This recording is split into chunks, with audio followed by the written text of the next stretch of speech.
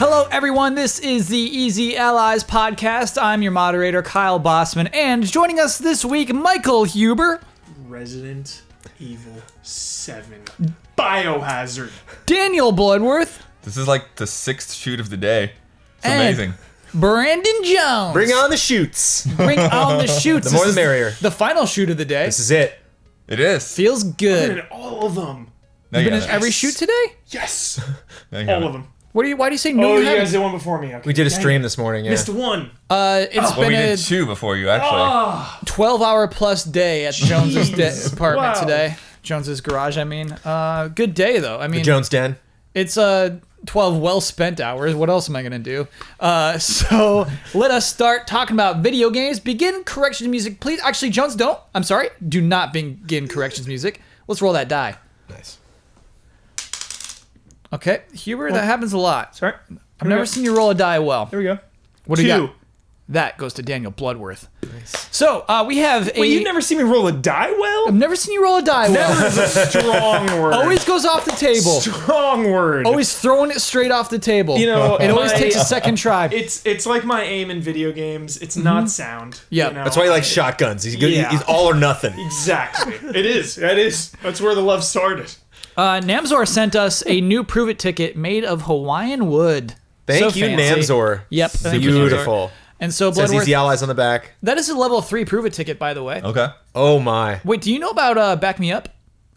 No? So level 3, you also gain the ability to say Back Me Up. You get to say anything you want, and you can use the Prove It ticket for Back Me Up, in which case you make a statement, and then the 3 of us are forced to say, "Oh, what?" after anything you say, in support. There is a new rule, though. You cannot stack it. It may only be one statement. Oh, so I only got the one. Yeah, you have the one stacked. We'll never stack those again. So only one person can back you up. You can't get like the panel to do it. No. Do you remember what you did? You said 3 different things at once, and then you said Right. back me up on this. Right. You can only say So you one can get multiple thing. people to Okay. back you up on one Yes, thing. got it. Exactly, Got it. Jones, exactly. Yep. Begin corrections music, please. So, Tekken 7's vampire name is pronounced Elisa. Fire Emblem Awakening did have dual audio. Interesting fact, Fire Emblem Fates did not have dual audio because one of the characters was a singer and part of an infamous Japanese music group, probably famous, Japanese music group that heavily overcharges on overseas distribution. Oh, so infamous applies there, actually. Freddy was only in Mortal Kombat 9 and does not appear in X. PSVR move controllers do rumble. Darkseid was made by Jack Kirby. Thanos was made later by Jim Starlin, who admitted he was influenced by Darkseid. Awesome. In the Fire Emblem Direct, this is just another fun fact actually, the reason why the announcer wanted Lan Ku so badly was because in the original Japanese Direct, the announcer was the VA for Lan Ku, so he wanted his own character. In the US, for some reason, it just looks like Yuri Lowenthal loves Lan Ku. So I actually thought that was the reason, but I didn't realize. it was the He's Japanese. not. Yeah. Okay. And only the cutscenes will have voice acting in Breath of the Wild and corrections music, please. Okay. Yeah. Good knowledge there. Yeah. Only the cutscenes. Yeah. I mean, there's definitely like, hey! Yeah. I've heard that. But it's When you weird. walk So up to someone, characters that do Yeah, talk will text. not talk in cutscenes. It'll only be like, Okay. Interesting. yeah. Wait, no, the other way around. They'll talk in cutscenes, but when you walk up to them, they'll be... Right. Correct. Sorry. Yeah. But it's not like some narrator is going to come in cutscenes. You will see characters talk in cutscenes that will then just randomly become mute in other parts of the game. Not Well, they're randomly. not mute. They're talking to you. Yeah. Use your imagination, Jones. Yeah. Fill it in with your brain. I Whoa. have a pretty hefty imagination, and that's always been a stretch for me in games. I think GTA 5 has spoiled you. I always like, whenever like a character's just like, and I'm like, you just talked 2 seconds ago, and then 30 seconds later, like, oh, they're talking again. I'm like, it's one or the other. Don't give me both. Oh, That's you're always bothered spoiled. me. Yeah, You got Witcher goggles. I do. Yeah. Yeah, because I think that's true for a lot of games. Wow. There's something about no voice though that's like, it's magical to me. You know? Mm-hmm. Like when I heard there was voice acting at all in Zelda, I was like, Yeah, I was a little bummed. Just stick to it. You know, Right. do one or the Oh, other. there's so many Yeah, people yeah. that have been clamoring for voice acting for so long. I don't think Nintendo could have ignored them anymore. I like It's weird. I like that it's both though. I'm Alright. eager. It is going to be the most demanding, the most high stakes voice acting in any Nintendo game. Yeah. For right? sure, yeah. Maybe like Metroid Other M you could compare it to, but any other game, Nintendo game with voice That didn't go acting has well. never had to live up to this. And so it's going to be crazy because nobody in Nintendo has directing experience for voice actors at that level, which is pretty crazy. You know, they have, hey, Fox, good luck. You know, they have like that, Yeah. but they don't have, give me emotion, please. Yeah. So that's going to be pretty interesting. Bowser? Yeah. Junior? Yeah. That's your mama. Yeah, Yeah, exactly. Yeah. And so, they got this whole new, it's crazy. I wonder how that's even handled. That's a whole thing. Let's start talking about, oh my goodness, really interesting video game news. Y'all know I love game announcements, blah, blah, blah, blah, blah. We're so fortunate to always start every week with game announcements. So far, yeah. Yeah, it's pretty crazy. I love it. I love it. I love it. I never saw this coming. And this is interesting because last week we talked about Warner Brothers working on a Marvel game. That made no sense. Oh, Disney game. Warner Brothers working on a Disney game. They're working on Cars 3. And then, shortly after we shot and recorded our podcast, of course, Marvel and Square Enix announced that Square Enix is making Marvel games. The first of which will be Avengers. It'll be a game based off the Avengers. Hey, this is not just like a little cheap game. Yeah. The studio behind this, We'll see. Crystal Dynamics, is going to be working on this in conjunction with Eidos Montreal. Crystal Dynamics Tomb Raider team, Eidos Montreal, the Deus Ex team. Let me pull a little quote from their press release before we start discussing this completely. So the Avengers game will be featuring a completely original story. It will introduce a universe gamers can play in for years to come. More details on the Avengers project and other games will be announced in 2018. So that they just announced it now. We're not going to hear again for the rest of the year about this weird Square Enix Marvel deal. Yeah. Well, there goes my For years theory. to come. My immediate gut theory was that it was going to be like X-Men Legends and Marvel Ultimate Alliance. Yeah. Like isometric style like that. Just cheap game, get it done. You know what my gut tells me? But whoa. What is your gut Smite. It's gonna be a MOBA. It's not going to be a MOBA, Jones. It's gonna be. It's gonna be a multiplayer focused, like good guys versus bad guys that they can play for years to come. What do they mean by that? Is it an MMO? Like what? Like Unless it's like... Destiny is what I'm thinking. okay. I'm thinking you don't hire Crystal Dynamics to make a MOBA. So yeah. So kind of more in the line of what he was saying, but like they'll add more dungeons and stuff like that. Maybe it'll have a versus component you to can it. build your own dungeons. Or Yeah, maybe. Or Or it could Square be- Enix wants their own like Marvel cinematic universe. Like I want another Marvel Ultimate Alliance. Like I can't even tell you, man. I would Yeah. I would gobble that up instantaneously. I feel like it could be It sounds too good to be true. more along the lines of like they did with Hitman, to where they do episodic. Sure. That could make more sense for the years to come things, where it's like we're gonna build a really robust engine, Yeah. and we're gonna put out episodes so that you get a little hit every month or couple of months, something like that. And I think episodes is great, Blood, because it does start off with saying we want to tell stories. So there's going to be unique stories that you haven't seen in the comic books and you haven't seen in the movies. We're doing our own thing here, telling stories, and that's why I think episodes might be relevant. Of course, we're just guessing at this point. I'm shocked that Square Enix makes this announcement. I'm shocked that Square Enix is like, yeah, we're doing Marvel games now. That's crazy to me. And that team, it was weird when we saw the leak for Shadow of the Tomb Raider on some train, on some subway, being worked on by Eidos because Crystal Dynamics had been doing it. And so Crystal Dynamics is like, yeah, we're working on Avengers now. What? Right. I'm surprised from the Square Enix side. I'm not surprised from the Disney side. What do you mean by that? I mean, they basically said that between Star Wars and closing Disney Infinity. They're like, oh yeah, this is how we're going to do video games. So like, we're going to find other publishers that will take on all of the responsibility and stuff like that, and we're going to license it out to world-class talent kind of thing. So I want to bring those two up. In conjunction, in addition to Cars 3, Spider-Man by Insomniac going to PS4 exclusively. And then Marvel vs. Capcom 4 happened this year. It was announced last year, actually, against all odds. And it's just like suddenly Marvel's cool about video games again, which is fascinating to me. Because the trend of years past, it was just like, hey, we're doing like a mobile game. It's a mobile fighting game. You'll like this, right? And nobody liked it. The 2D one is the one I'm referring to.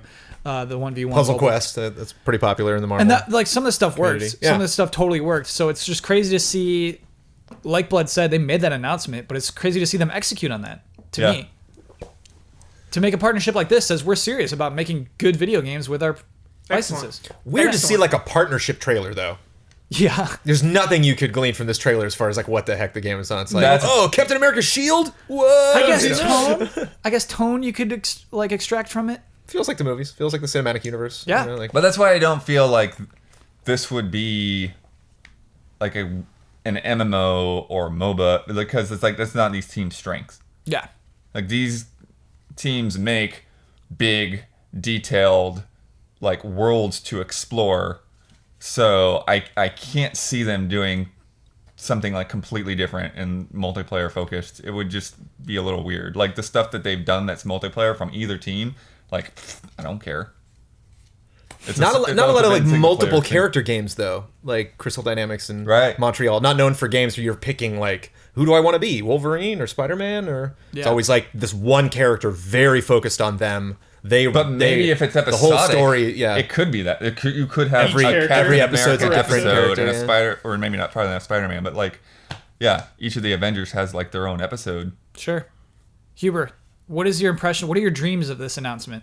My dreams are that it's Batman Arkham, but Avengers. Sure. Let's go. Like, if we're really Let's be raising real. the bar, if we're getting nuts, Yeah. like, I'm trying to keep my expectations in check. That's why I immediately was like, oh, it'd be cool if it was like Marvel Ultimate Alliance, Yeah. you know, something along those lines, because that's like not that ambitious. It's feasible. It's feasible, yeah. Yeah. But if we're thinking like Witcher or Horizon or Arkham Knight I don't size, think those so much as something that's like like Hitman size, like Deus Ex levels? plus Tomb Raider kind of structure, you know, where like you have these worlds where like you gain abilities or like you use abilities to traverse.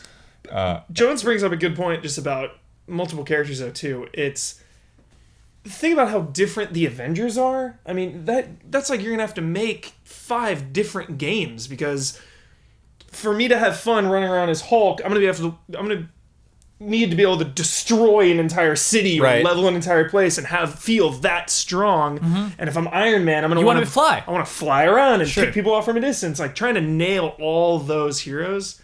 That seems like It's a task. yeah, that's a task right there. Yeah.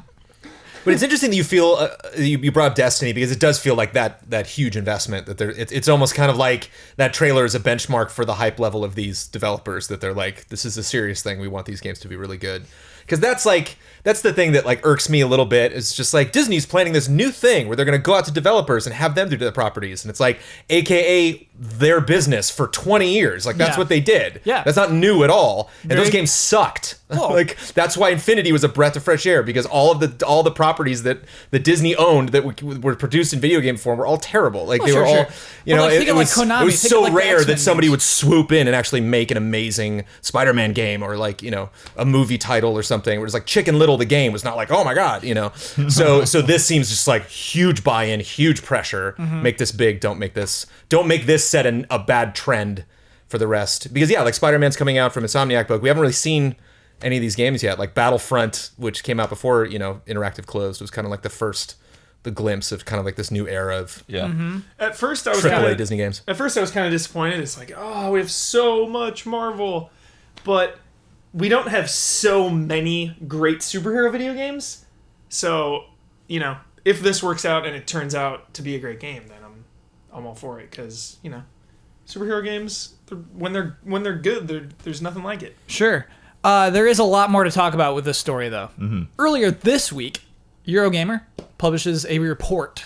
So we have to officially determine, classify this as a rumor, that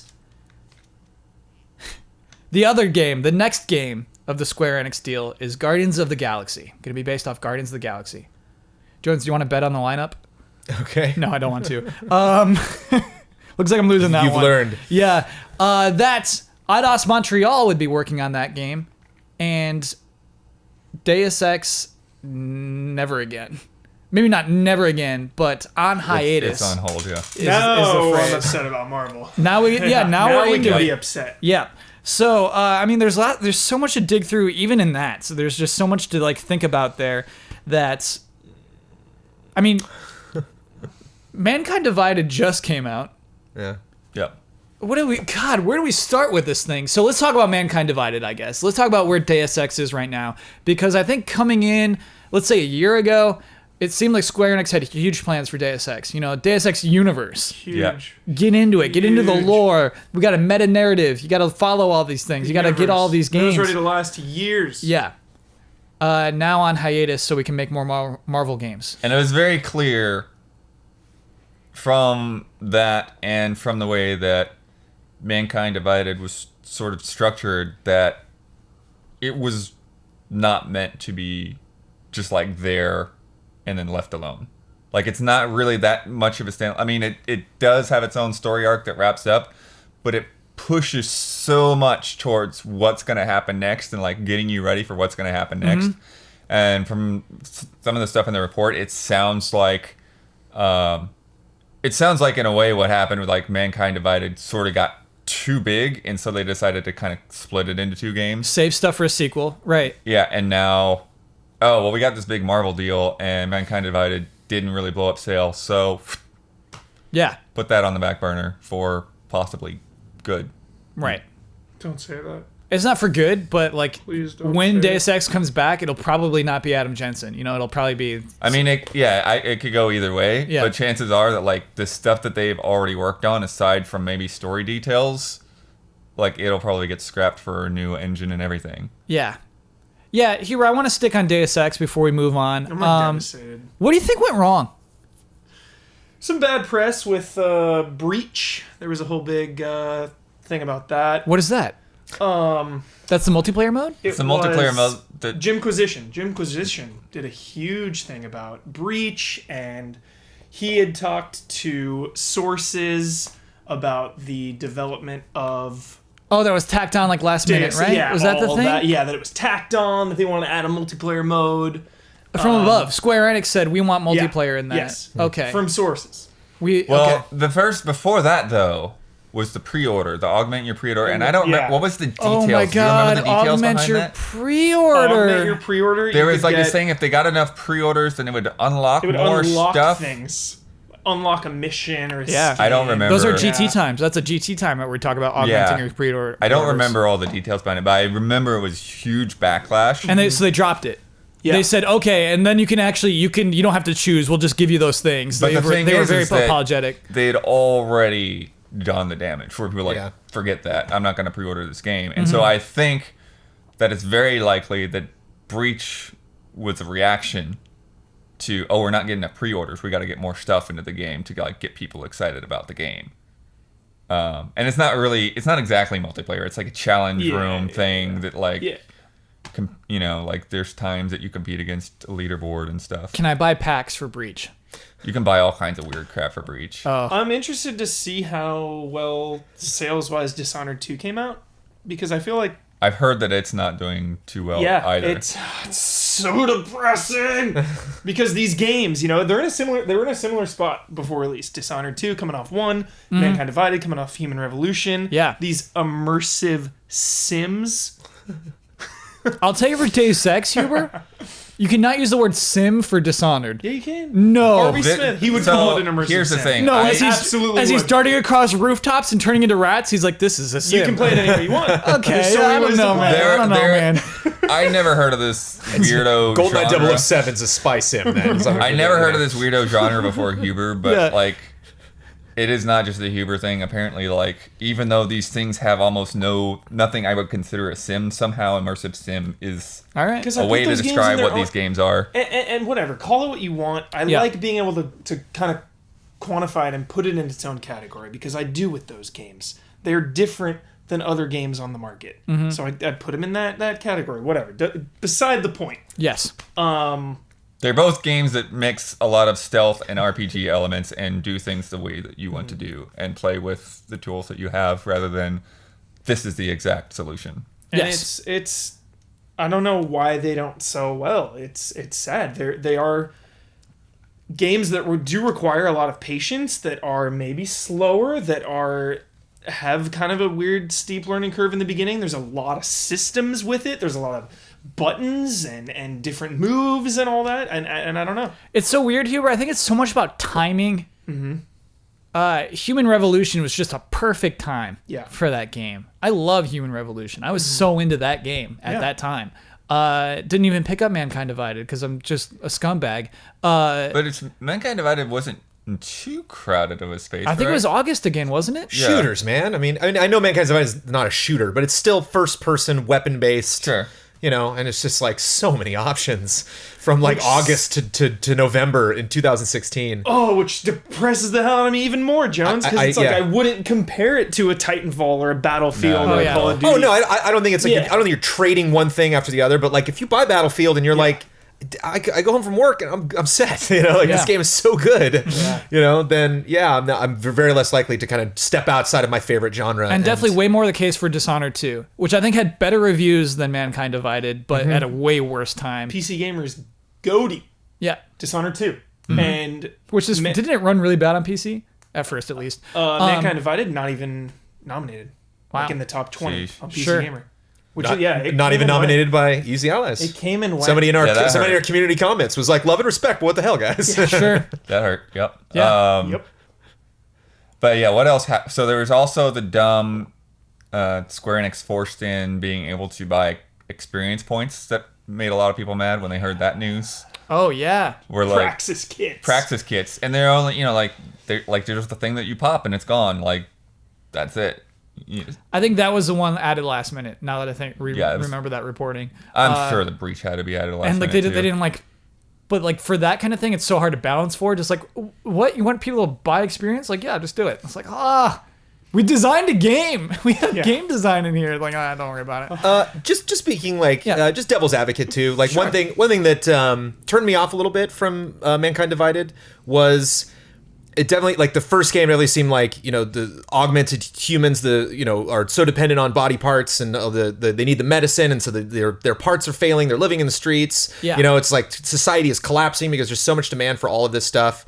And then Mankind Divided starts, and I see the first trailer, and it's like, that thing I wanted to do in Human Revolution, I didn't do it, so I gotta go back. And it's like, that to me is a tough sell for a sequel, you know, that's like Human Revolution, more. You know, as opposed to like, this game is crazy. Like, we're going in a really weird direction now. If you played Human Revolution, this is nothing like that. It's like, this is very much like Human Revolution, just better. Just more weapons, looks better, new gen. You actually were saying that there were less environments. The environments were a little more centralized. It was more about going back to places and revisiting them and having them be different. Time of day was a big change. Yeah. Just, it didn't shake it up enough for No, me. Jones, I love that argument. I think a lot of games are having that problem. Titanfall, Dishonored, like... And I think that's kind of a little bit more of the good stuff, but not enough to like. I would say Titanfall does a great job to differentiate itself. Yeah, simply it has a campaign. Sure, and they sold that for sure. And with and I think that's completely valid. With Mankind Divided, it's like, hey, what do I have to grab onto? What are you about? What is this game about? Right. And it was the whole. You're totally right about that. What do they call it? The something apartheid. Mechanical apartheid. Mechanical apartheid. Yeah. Yeah. And so it's just like this. Yeah, like now people with AUGs are like, you know, separated. There's checkpoints for people and ghettos and all of this stuff. And so it was definitely more extreme, but they did play on like some very similar themes in marketing.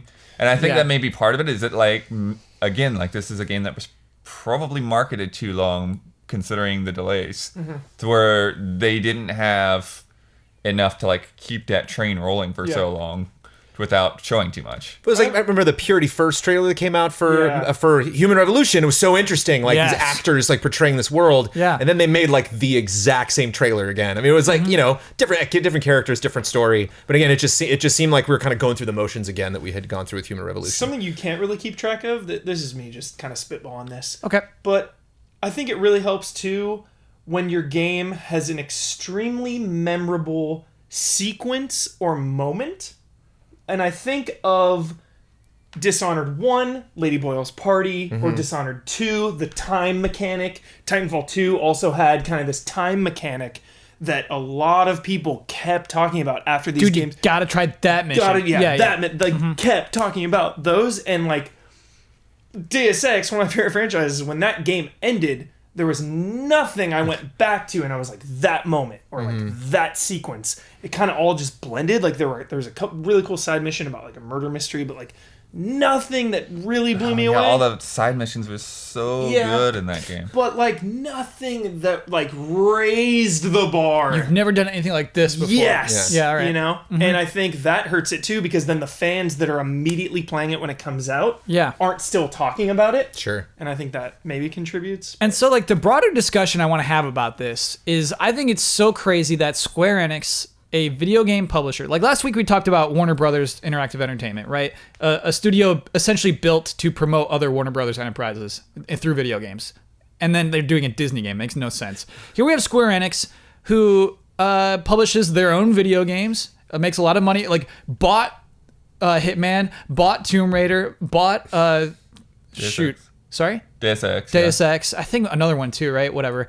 Basically everything Eidos. So is it Thief as well then? Thief. Yep. Bought those games and said like, okay, we want these IP.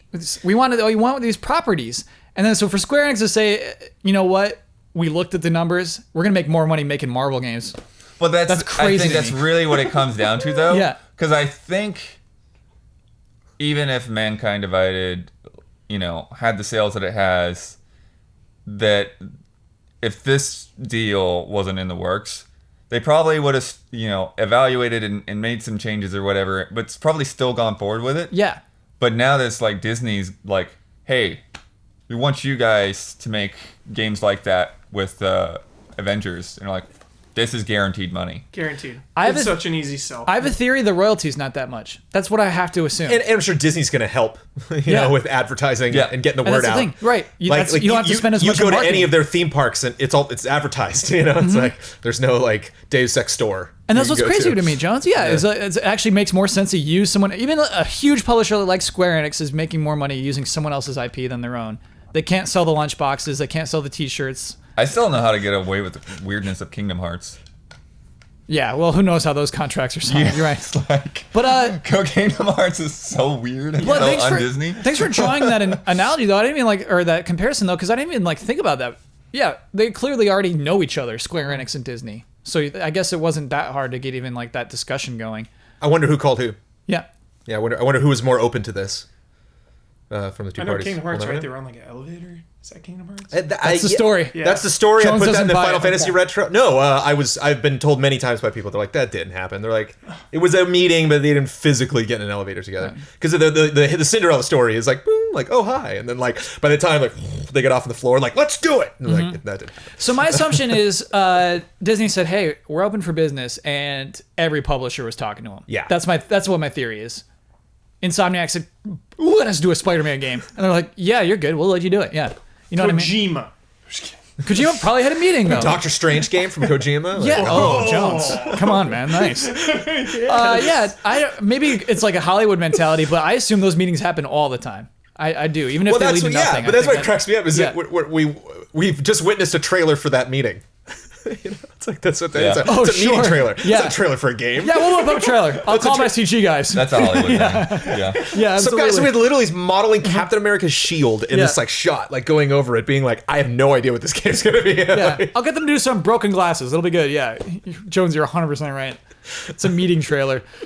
It's a weird spot to be in. I'm excited about it. I mean, like Huber said, hey, superhero video games got to be fun, but it's strange to me. I guess I'm always ready for a new good one. There's some good ones out there. I like that Square Enix is putting their money where their mouth is. Like that they're putting themselves in a position where they're like, get hyped for this. It's like, okay, like this is an interesting position that you're in now. That like you have to prove that this game is good. It's gonna be hard to just like release a mediocre superhero game and then just like. Just kind of like waltz out of the room, like, wait, no, you had a trailer for this like 6 months before we even found out what the plot was or what the characters were going to be. Like, but here's the, and this is a sad comparison, but they basically did the same thing with X-Men Destiny. Remember, like, no. Remind me how the rollout for X-Men Destiny it was basically this. It's like Silicon Knights is going to make an X-Men RPG. And it was like, well, that sounds awesome. Yeah. We knew nothing, and then it comes out as a piece of garbage. Yeah. Yeah. I mean, when Telltale announced they had a Marvel game, it was just Telltale, Marvel. Look for it soon. And then we didn't find out it was Guardians of the Galaxy until late last year. Yeah. Kind of same thing. Meeting announcements. Because again, like coming straight off of Infinity being canceled, and now they're like, get ready for the Marvel game. You're going to play for years. It's like, I probably won't. Yeah. You know? Well, Jones, I really thanks. Balls. Like, God. I really think they're saying that We're super invested in this. Like, I didn't think about this until this for conversation. 400 days. It's kind of how I want to wrap it up is, do you think when this game comes out, this Avengers game comes out, it will have its own distinct look and vibe that makes it very clearly the Square Enix version of Avengers? That's Sure. my question. That's a very accurate question. I'll jump on that train. Do you think so? That it will be distinct, yeah. I mean, going by the cinematic universe and the shows and them all having to adhere to the same look concerns me. Mm-hmm. You know, I'm But they talk like this would be a different universe. Right. And I think that... So I feel like they could do their whole total own take on all the character designs and everything. and that's what makes me think that even maybe... even the meeting trailer, it's like, dude, this is Age of Ultron shot here. Yeah. Like, the teaser of Well, Age but of that's all Ultron. that's all I have. Yeah. You know, like there's no concept, anything that they're willing to show. So it has to be super generic and just get people excited. Like, we never talked about this ever, I think. Spider-Man's costume in the Spider-Man game from Insomniac is unlike any other Spider-Man costume you've ever seen. And I think they've said this isn't anything. They're like, Yeah. this is our own Spider-Man. This is Yeah. our own take on all the villains and everything. And I think that might be a good hint. And so when I thought of, poor Square Enix, I was thinking like, oh, they can't make any money off these properties. Maybe they are. Maybe they are making their own unique versions of those characters. So when you buy an action figure of Square Enix Iron Man, they get some of that back or something like that. They want to make their own imprints on these characters is maybe my thoughts. Tetsuya Nomura designs the Avengers. Did you see the Of course, Batman of one? course, Yes. of course. Yeah. Yeah. Those are amazing. I'd play that game. Yeah. I would absolutely play that game. Yeah. Go for it, I would Nomura. be, I'd be much more into that. You know what I would love is like what if, the world ended or something, and it's like one of those characters goes back in time or goes into another dimension to try to solve it, and they show up and they're like, whoa, like some characters are dead and gone, other characters are like, maybe like swap out one character and make Black Panther like totally different dude, and then You don't need time travel to do that. Just wake up there. right. But I'm just saying like shake it up in the beginning so that you know right away like, oh, that's why this is a different universe. Yeah. And not just like, because Captain America is a little more red than blue now. And actually, I mean, it all kind of ties together. It's like when we're talking about Deus Ex. It's like, give us something to be excited about. Say, this is different because Right. this. And like, I think that ties in. Because we, as Huber was saying, we got a lot of Marvel stuff right now. A lot of Marvel. A lot of Marvel. What, sorry? E3. Then will probably be the big coming out party for. No, they said 2018. 2018. No, E3 but I mean the 2018. trailer. Like we'll find out what this yeah. is going to be, like what the Maybe. genre is. Yeah. We still have that whole Telltale Guardians of the Galaxy thing Wait, first. they Right, said waiting it's on that trailer. coming out in 2018, or we're not More gonna news. hear- More news in 2018. More news. Yeah. Oh, I missed that. Yeah. Yeah. Oh, never mind. Yeah. Wow. That's, Jones, that, like, Trailer for a trailer a year That later. leads me to Yeah. believe Wow. it has to be Arkham levels, right? They are starting development right now. yeah. Like, Jones, when Like you this- said, like, that was a trailer for a meeting, you're 100% accurate. I wonder how long Yeah. it took to make that trailer. I wonder if they had that. Like, I wonder if that was B-roll just lying around somewhere at Some Disney, and they were like, assets that- "Oh, use the Yeah. that promo we were gonna do that we didn't do, or It is completely that possible. DVD sale thing." Yeah, we'll call that a video game. Y'all hear that? Oh, it sounds like it's podcast time! The following are the official sponsors of Easy Allies for the month of February, which we are not technically in right now, but it's coming. Michael Kozachenko, who you can find, as always, at Misha Koz. Mango. Neobites. Find them at youtube.com/Neobites. Fun channel, good people. Steve Lichman. Life's tough when you're a lich, and Steve is no different. Join Steven and his monster friends for their everyday lives down in the dungeon, battling handsome heroes, muscular magicians, and deep depression. Books 1 and 2 are available for pre-order for a limited time only. Check out the 90-page preview free at stevelichman.com. iKeyless. Need a new car key or remote? iKeyless.com has been in the key replacement business since 2002. Check them out today, and they can help save you up to 75% off of the dealership's prices. If you type in offer code EZA at checkout, you'll get 15% off of your order. Scorn, an atmospheric horror adventure developed by Ebb Software, set in a nightmarish universe of odd forms and somber tapestry. Go to scorn-game.com for more information. Sweet Justice, a sound design company based in England that's worked on Battlefield, Mirror's Edge, and Call of Duty. You can see and hear their work at www.sweetjustice.audio. All of these links are available in the description. Thank you to our sponsors. Some good sounding sponsors. Old and new. Yeah. And I just want to say thank you especially to Neobytes. I don't have their blurb yet. They have not written something for us specifically So to that say. was just you off the dome? I just wrote down that they're a bunch of nice people over at Neobytes. Very silly group of guys for similar to us, just making fun videos on the web. What if and they're email they wonderful. send you was like, please don't call us silly. We are very serious. Yeah. Well, they're wonderful too because I love they like reach out to us and they're like, we're another channel. Is that cool? Oh, like yeah. you're a channel, we're a channel. Can you promote us? It's like, yes, of course. We'll promote any channel. Well, I mean, you go watch a video or two. But I went and the first video that came up after 10 seconds, I'm like, I love these guys. So Yeah. Neobytes, go check them out. Cool. And I was like, oh, please, Scorn. Please, Scorn, still be here, Scorn. When those somber tapestries leave us, I don't know what I'm going to do. I know. Okay, we have more game announcements to talk about. I took the whole first half of the podcast just talking about that Marvel stuff because it excites me. It's You love Marvel movies. and I love like unique video game news that's a sign of the industry changing. Like that is unusual. Just so it's clear, like that is crazy. That's a shift in the way that things are working.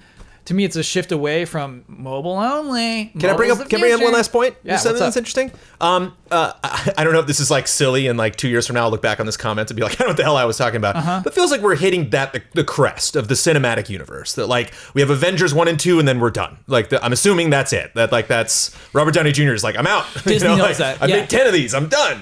They know and that. so like we introduced Black Panther. We're getting Black Panther. We're getting another Thor movie, right? Like so we're getting like a couple more entries in each of these franchises, and then they're gonna have to do something. It's gonna be interesting to see like what the Marvel Cinematic Universe is like in 1 or 2 years. So I wonder if this is kind of the beginning of this new wave where they're like, you can reference the films, but we really want it to be its own thing because we want this game to be around in 2-3 years. Yeah. Whereas these films might not be. We might not be getting Netflix Marvel shows in 2 years, and That's great. Yeah, and actually, like when I see Guardians of the Galaxy again, I think that's really interesting. I think Disney is actively working to make them not obscure anymore, so that our kids think of Guardians of the Galaxy the same way they think of Spider-Man. I think they will be that popular by then. I think it's pretty cool. They're putting in the work. But let's talk about some other game announcements. My favorite way to start a podcast. Pillars of Eternity 2 Deadfire was announced by Obsidian Entertainment as a fundraising group funded. Crowdfunding is the word I'm searching for. I've been doing okay so far, popular. finding my words eventually. it's a thing. Used Fig this time. When I wrote down the stuff, it was at 1.8 million in a matter of days. It's obviously more than that now. Wow. Yeah, they wanted 1.5. I mean, I know 1.8, that's a just great game, but that's amazing. yeah, it's really, really cool the support that game sees. It's exciting. It's cool that they're using Fig. Fig is the one where you can invest in the game, so you can see some return on your money if you're being serious, which is kind of cool.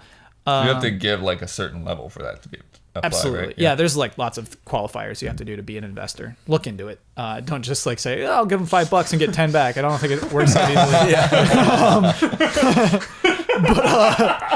That was cool. That was a cool game announcement. Very exciting. Cool announcement. Yeah. It Pillars of Eternity 2 is good for video games. Well said, Huber. Yes. Yeah. Like that is a world that I want to live in. One where we get Pillars of Eternity 2. Yeah. Right. Well, and I mean, going back, I mean, that's kind of, if something like Deus Ex is like too big and too deep or whatever, like for the major mass audience, then it's kind of like, it's up to these developers that are going to go and crowdfund things to like get these experiences made. And I think Pillars of Eternity is a good example of something that like publisher might not be so sure of, but if you bring in the money ahead of time, then it's done. It's not unlike Easy Allies. Hey, we don't have a broad audience. Yeah. But they're established. We know who they are. Yeah. You know, I think that's like, you know, we see, you know, big publishers and developers really focused and like hungry for those pre-orders because they're like, we want to know where our people are. We want to know how many people are actually going to line up and do this. Yeah. And so when you have a project, they like right from the get-go, we're like, there they are. Here's our audience right here. This is everybody that's going to buy our game. We're set. Let's go make it. And It's a good feeling. Obsidian, such a solid track record. Yeah. So, and it's like On a roll. I would say Obsidian's on a roll right yeah. And the thing is before that, it's like you could always see where the deficiencies in the games were always because of some other limitation, like some other budgetary thing or publisher thing or, you know, partnership thing, to where it's like you can see where Obsidian was going with this, but you gotta, you know, like say, oh, well, they didn't have enough resources to like really do what they wanted to do. Yeah. It's cool. Did you already talk about Banner Saga 3 We did. a while ago? Yeah. Yeah. Just last week. It wasn't a while ago. It was just last week. And they hit their goal. Yeah. So Banner Saga 3 has already gotten 200,000, and I think 250,000 they'll get playable Dredge, which looks like that'll happen pretty quick. We didn't talk about the argument of being a crowdfunded game working as marketing for you, working as people being enthused about your game. It's good. Honestly, I think it's a good thing if you're that type of game that can make that money. It does Right. make people more excited about your game. Yeah. And sure, And it behooves Fig and Kickstarter and Patreon and everybody like to themselves do their own advertising that like, hey, look who we got. You Yeah. know, we got this. Everyone's talking about this new game. Well, it's coming through us. come on to Fig. Yeah. Another game announcement from a cool studio, Codemasters, announced this week, or within the last 7 days, Dirt 4 is happening Yeah. this year. I think it was June of this year. It's like, Yeah, hey, they it's keep coming their out soon. games under wraps. Dirt 4. I think racing games in general are kept under wraps until they're pretty close to done, Except for Project Cars. right? So, Dirt 3, 2011. This will be the first Wow. numbered Dirt of our new generation of consoles. Yeah. Pretty cool. And we always like a short announce to release thing. It's pretty cool. It's like, hey, it's for a few months. Just, At least they announced it before they released this time. Dirt Rally just caught me off guard. I remember every that, Gleb. time, and Yeah. I still want to play some of it before Dirt 4 comes out, but it was like, yeah, they just shadow dropped. It was in early access. And then in December, like when we were like hustling to get all the end of the year stuff done, and like, oh, it's out now. I'm like, what? yeah. What? I can't review this right now. I don't have the time for that. But can you answer something I'm confused by, actually? Because I thought Dirt is a rally series, so I don't understand why there'd be a rally specific one when like they're all. Well, it goes beyond just like the specific discipline of rally. Like there's all these other like types of related sports. So you've got more like mixed stuff. You've got the Gymkhana stuff that they put into 3 that was really controversial. I remember that now. Yeah. Okay. And I forget what some of the others are called, but there's a lot of different like racing sports that are in Dirt, and Rally is a very more specific thing where you've got the co-driver along with you, Yeah. giving all the directions and stuff. And so that's one of the things that they announced for Dirt 4 that's probably the most interesting / this could be good or bad thing is they basically announced a track generator. So endless rally tracks, so that you go in and like a real rally driver, you don't know anything except for what your co-driver is telling you. Oh, that's funny. So you could not That study is the track. Amazing. That's actually really interesting. in another life, before I wanted to be a game show host, I wanted to be a rally driver. Rally driving. Yeah. Wow.